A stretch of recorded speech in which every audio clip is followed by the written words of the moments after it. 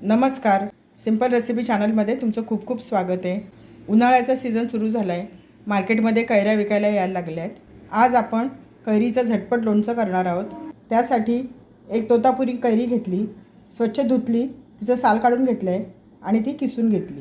तोतापुरी कैरीच्या ऐवजी आपण दुसरी कोणतीही कैरी घेऊ शकतो. किसलेली कैरी घेतली आहे. छोटा अर्धा चमचा मीठ टाकूया, छोटा पाव चमचा हळद, 2 चमचे चिरलेला गूळ.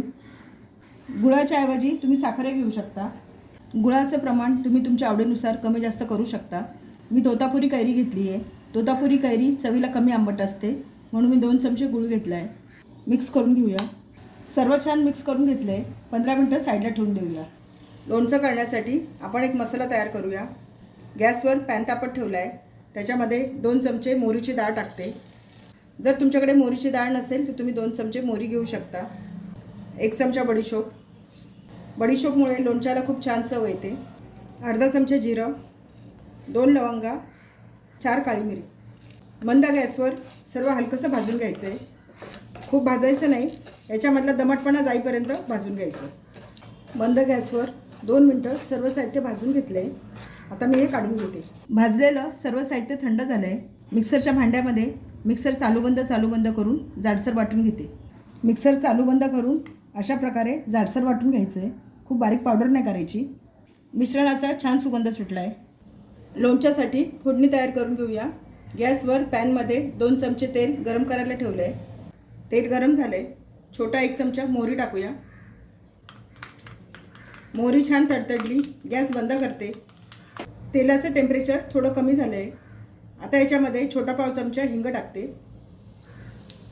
1 चमचा लोणच्याचा तयार मसाला टाकूया. अर्धा चमचा काश्मीरी मिरची पावडर. जर तुमच्याकडे लोणच्याचा तयार मसाला नसेल तर तुम्ही लाल मिरची पावडर वापरू शकता. पण लोणच्याचा मसाला टाकल्यामुळे लोणच्याला छान चव येते. तेलाचं टेम्परेचर थोडं कमी झाल्यावर मसाले टाकायचे म्हणजे मसाले जळत नाही. आपण जे वाटून घेतलं आहे ते टाकूया. सर्व मिक्स करून घेऊया. आपली लोणच्याची फोडणी तयार झाली आहे. ही फोडणी थंड झाल्यानंतर कैरीच्या किसावर टाकूया. फोडणी थंड झाली आहे. कैरीच्या किसावर टाकूया. मिक्स करून घेऊया.